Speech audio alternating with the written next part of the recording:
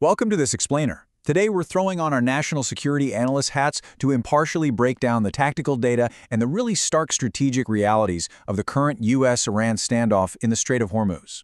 We're going to be looking at the cold hard facts on the ground, the naval assets currently in play, and the massive economic forces dictating this global choke point. To kick things off, let's look at this quote from General Jack Keane. It perfectly captures the underlying strategic dynamic of the military posture we're analyzing today. It really frames a highly unusual conflict, one where immense military power is present, yet intentionally held back. Understanding exactly why that restraint is being exercised is absolutely crucial to decoding this entire standoff. Okay, here's the game plan for this briefing. We'll be looking at 4 key areas. 1. Securing the strategic choke point. 2. Evaluating Iran's military threat. 3. The economics of deterrence. And 4. Defining the combat threshold. Starting right off with Section 1, securing the strategic choke point as a defensive operation. Right now, the U.S. is employing a purely defensive operation. They aren't flying into Iranian airspace, and they definitely aren't pushing into Iranian waters. Instead, they're setting up what we call a defensive bubble. Think of it as a temporary, highly localized perimeter designed for one specific purpose, just allowing for the safe passageway of commercial and humanitarian transit moving through the strait. The sheer scale of the disruption we're witnessing is, well, it's pretty staggering. Just look at these numbers. We literally have 1,500 ships essentially trapped and 22,000 stranded mariners relying entirely on this U.S.-led mission just to safely exit the region. Currently, 2 American guided missile destroyers have moved in to secure the route, with 100 foreign ships queued up right behind them, just waiting for the green light. From a strategic standpoint, framing and executing this as a humanitarian mission to free stranded global commerce, that actually strengthens the U.S. position on the world stage, all while keeping oil prices from spiraling further out of control. Moving to our next topic, Section 2, evaluating Iran's military threat and asymmetric warfare. This slide brilliantly illustrates the stark asymmetry of this conflict. On the left, you've got U.S. forces assembling a totally formidable presence. Guided missile destroyers in the water, supported from above by A-10 Warthogs, Apache helicopters, and drones. On the right, we have what defense analysts are calling an Iranian mosquito fleet. These are small, fast boats, typically carrying just 3 to 4 personnel. Actually, they're practically just speedboats armed with light machine guns. In combat terms, small arms fire against heavy naval armor is essentially negligible. The rounds literally just bounce off. It's a wildly unbalanced kinetic matchup. Because of that massive asymmetry, the U.S. executive branch is deliberately exercising strategic restraint. They're choosing to view these minor harassment tactics, these mosquito bites, as largely irrelevant. In fact, officials state this small arms fire is so minimal it doesn't even qualify as violating the current ceasefire.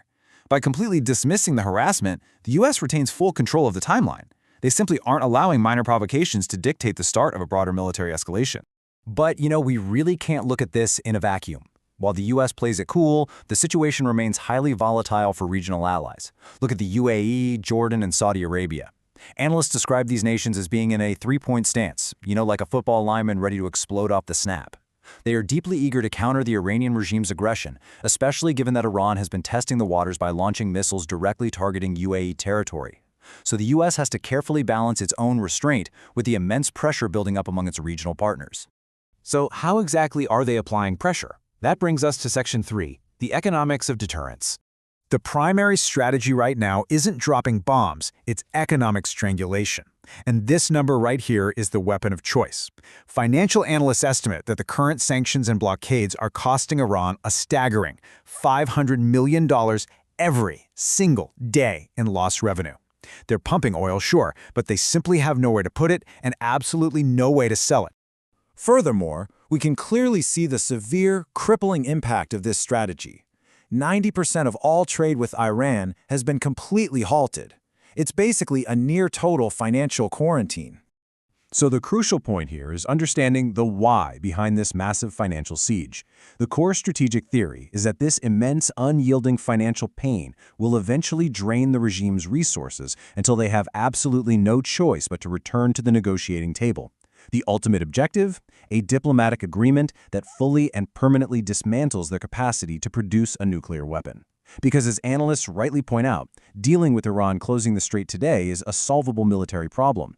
Dealing with a nuclear-armed Iran closing the strait in the future, that would be completely unmanageable. But let's bring this back home for a second, because this economic war has massive domestic consequences. Essentially, the American public is fighting this conflict at the gas pump. Market analysts are warning that if this standoff continues at its current pace, U.S. gas prices could easily hit $5 a gallon by late May. And if the standoff stretches to July 4th, we could see spikes up to $6.50 a gallon. So the strategic question becomes, who has the higher threshold for pain? The Iranian economy bleeding $500 million a day? Or the American consumer paying $6.50 for gas? Which leads us directly into our final section. Section 4, defining the combat threshold. When does it actually escalate? Let's break down this matrix to really understand the combat threshold. On the top row, like we discussed, small arms fire is classified as mere harassment, met with strategic restraint. But look at the middle row. Placing explosive mines in international waters, that completely changes the game. That's formally classified as a direct act of war, and it would demand a major military response. Finally, the bottom row represents the ultimate nightmare driving this entire policy, a scenario where a nuclear-armed Iran closes the Straits. That is a strategic catastrophe that the current economic pressure is specifically designed to prevent. As heavily debated in the source material we're analyzing today, transitioning from this defensive blockade to major combat operations requires a massive shift in public messaging. Right now, there are no U.S. casualties. The cost is purely financial. But if that threshold is crossed, if mines go in the water and major combat operations restart, leadership will have to clearly justify the how and why to the public, because at that point, the cost fundamentally changes from dollars and cents to human lives. Which leaves us with one incredibly heavy, unanswered question to ponder as the economic pressure on the regime continues to mount. If the $500 million a day doesn't work, if the Mosquito fleet decides to escalate, will securing the Strait of Hormuz and, crucially, neutralizing the nuclear threat by seizing uranium ultimately require boots on the ground? It is arguably the heaviest question in national security today. Thank you so much for joining me for this explainer. I'll see you in the next one.